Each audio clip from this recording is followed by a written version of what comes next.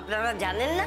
আপনারা জানেন না যে এইরকম কম বয়সে একটা মাইয়াদের মন্দিরে রেখা তার জীবনে কত রকম দুর্যোগ আসতে পারে? জানেন না আপনারা? তখন আপনাদের গ্রামের সম্মান নষ্ট হইব না? কোন কেন? ঠাকুর মশাই তো বলেছেন ওকে রক্ষা করবেন। তাছাড়া রাতে ঠাকুর মশাইরা 2-4 জন থাকেন মন্দিরে, তারা তো বলেছে শালুককে ওরা দেখে রাখবেন। থামেন থামেন, বড় বড় কথা কইেন না আর নষ্টামির কথা কইেন না আপনারা। আপনাকে আমি চিনি। হ্যাঁ, মায়াটারে আমরা ঠাকুর মশাই দেখে রাখবেন, দেখে রাখবেন। আমি খুব ভালো করে জানি যে রক্ষক সেই ভক্ষক।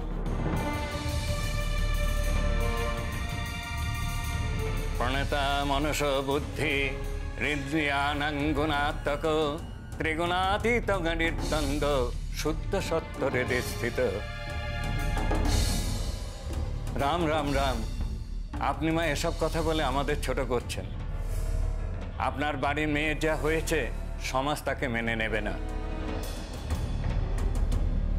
একমাত্র বাবার সেবাই তার সব পাপ ঘুচবে। খবরদার, আমি এ কথা বিশ্বাস করি না। আমি বিশ্বাস করি পাপ মনে লাগে, শরীরে লাগে না। আর আপনারা সবাই মিলে চক্রান্ত করে মেয়েটারে ভোগ করানোর লেগে এই সমস্ত ফোন দিয়ে আসতেছে। মানিক, তুমি আমার কাছে পরামর্শ চেয়েছিলে, আমি তোমাকে পরামর্শ দিয়েছিলাম। কিন্তু এখন যদি এইরকম কথাবার্তা হয় আমাকে নিয়ে, আবার ঠাকুর মশাইকে যদি অপমানিত করা হয়, তাহলে কিন্তু তোমার ভাগ্নের দায়িত্ব আমার উপর আর থাকলো না। আমি এখন কি করি গন্ত নিকুঞ্জ কাকা? এই অশান্তি তো আমার আর ভাল লাগতেছে না। সারাদিন রাত বাড়িতে এই অশান্তি চলতেছে। মায়ে তো কিছুতেই বুঝবানে না। মায়েরে কত বুঝাইলাম, মা সকলের কি সবকিছু হয়? আর যদি তাই হইতো তাহলে তোমার নাতনির কপালে কি এইরকম একখান দুর্যোগ আইতো? কিছুতেই আইতো না। তাও কই, মানে যেমন কর্ম তেমন ফল। হ্যাঁ, যে মাইয়া এতখানি বেপরোয়া হইতে পারে, মাঝরাত্রে ওই রকম একটা মন্দিরে আসনের চেষ্টা করতে পারে, যেই মন্দিরে পথ দিয়া দিনের বেলা লোকে যাইতে ভয় পায়, সেই মন্দিরে যাওয়ানোর চেষ্টা করতে পারে, তাহলে তার যেমন হওয়ানোর কথা ছিল তেমনই হয়েছে। হ্যাঁ, এইটাই তো হওয়ানোর কথা ছিল। এখন কান্নাকাটি করে লাভ কি? আর তারপরে এই মাইয়া কি সোজা মাইয়া? হ্যাঁ, এই মাইয়া কিছুতেই স্বীকার করো না। গায়ের লোকেরা হগলে জানলো, আর মা খালি কয় যে কিছু ঘটে নাই, কিছু ঘটেনি। আচ্ছা, গায়ের লোককে মিশা কথা কি লাভ কন্ত নিকুঞ্জ কাকা? চুপ কর।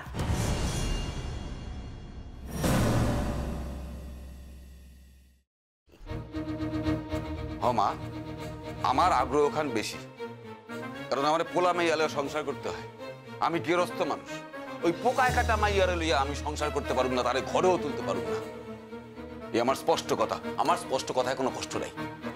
2 বছরের বাচ্চাটাকে লয়ে আসছিলাম, ছোট থেকে বড় হইল তোমাদের চোখের সামনে। সবই তো তোমরা জানো। কত ছেলেবেলায় মা মরে গেছে, জানো তো নিকুঞ্জ? ওর মা উপর থেকে দেখতেছে,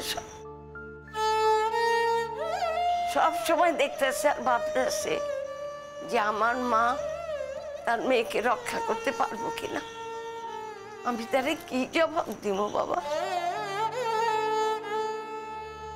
মায়াটা তো এমনিতে ভালোই আসছিল, একটু দুরান্ত আসছিল, পাড়ায় পাড়ায় ঘুরে বেড়াইতো, কিন্তু মনটা তো তার বিশাল বড় ছিল, বিশাল বড় আসছিল মনটা।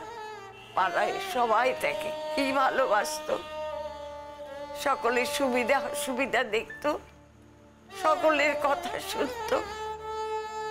তোমরা তো দেখছো, ছোট থেকে বড় হইতো, তোমরা তো দেখছো। তাই আজকে ভাবো তো, তার যদি আজকে একটা এরকম পরিণতি হয়, তাহলে তোমাকে খারাপ লাগবো বলো?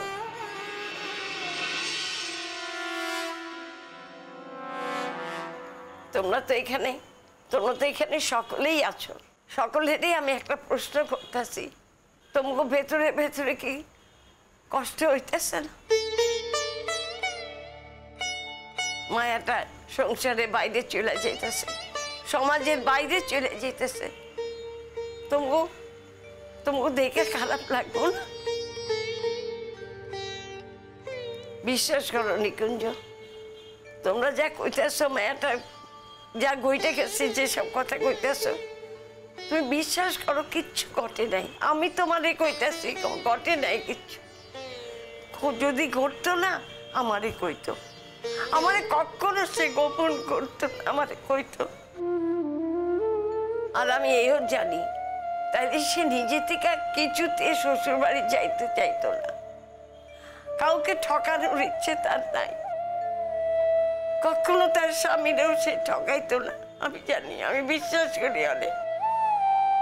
তোমরা একবার ওর একটু বিশ্বাস করে দেখো, তোমার গ্রামের কোনো পাপ হইব না। আমি কইতাছি, একবার বিশ্বাস করে দেখো। কিন্তু তোমরা যদি অবিশ্বাস করে অনেক মন্দিরে ঠাকুরের কথাই কও, তাহলে কিন্তু পাপ হইব, তোমাকে খুব পাপ হইব। আমি কইতাছি। দেখুন, আপনার কথা আমরা ঠিক মানতে পারছি না দিদি। হইতেছে কি নিকুঞ্জ কাকা,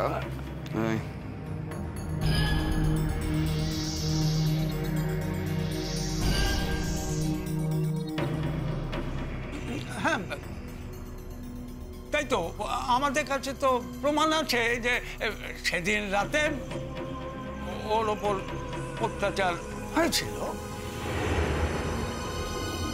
ওকে যতই ভালোবাসে না গেল, শালুককে যতই ভালোবাসে না গেল, ধর্ম বলে তো একটা কথা আছে,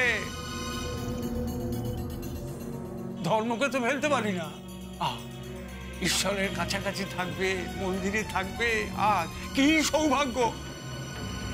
এর চেয়ে বড় পুণ্য আর কি হতে পারে?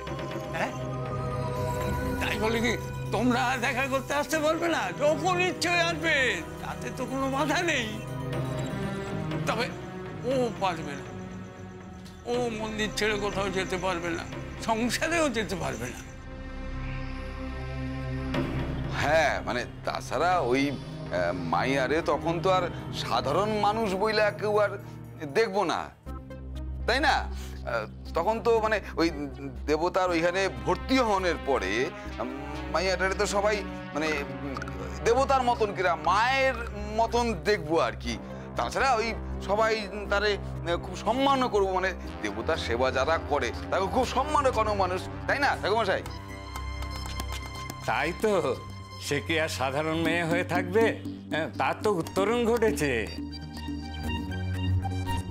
গাজুরে তো উৎসব হবে সেদিন, মেয়ে বউরা দলে দলে লাইন দিয়ে তার অভিষেক দেখতে আসবে, ঢাক ঢোল বাজবে, কত ধুমধাম হবে। সব গা কি এই পুণ্য অর্জন করতে পারে? হ্যাঁ, আমাদের গায়ে আমরা একজন সেবিকা পেলাম, এর মতো বড় কথা আর কি আছে? হ্যাঁ, আপনি মন ঠিক করুন, শুধু নিজের স্বার্থের কথা ভাববেন না, গায়ের লোকের স্বার্থের কথা ভাবুন।